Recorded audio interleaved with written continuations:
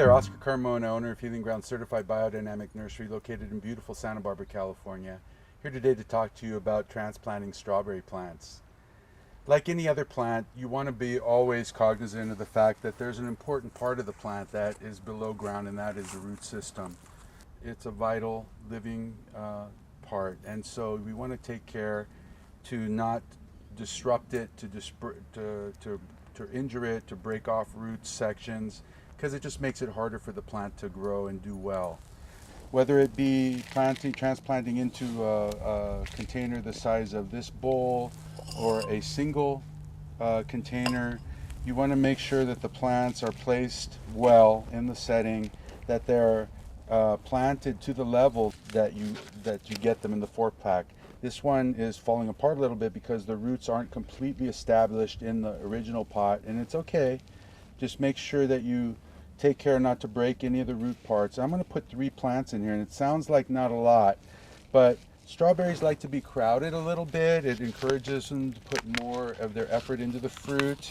So as long as you have good organic soil with good compost and you feed these regularly, I feed them with fish and kelp on a weekly basis, and at this time of year I'm keeping them inside my nursery to keep them warmer, which is another advantage of having them in a small container like this. The root systems will be maintained warmer with a limited space. I'm taking care to press down on the soil just enough to get the plants snuggled in here so that there's no air pockets around the root zone. I want to also make sure that the plants are equidistant, because even though they're in a tight space, you want to give them as much space in the pot as you can by spacing them properly. And then I want to make sure that they're to the level that they were when I got them from the 4-inch pots, and that the level of soil is below the lip of the pot, because we want to be able to allow water to seep in to the soil here and not just run over. If you had a mound, it would make it harder for you to get that soil saturated. So I'm looking to make sure that this level will be below the lip when I start. After I water these in a second, the level will go down just a little bit more as the soil compacts a little bit more tightly. It's critical when you're first watering your plants to make sure that you don't inundate and put too much water on initially, because it's going to take a little bit of time for the water to start to seep into the soil, so that I can get some water in here.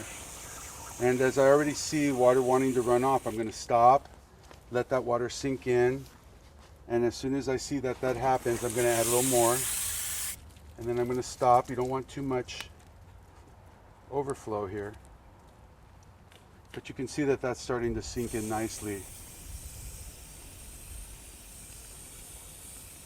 And your first watering is really important because it allows you to get that complete saturation for the first time. It settles the plants even further, settles the soil, and you want to see that water coming out of the bottom just like that, and that's how you know you've got penetration throughout the entire root zone, the soil area there.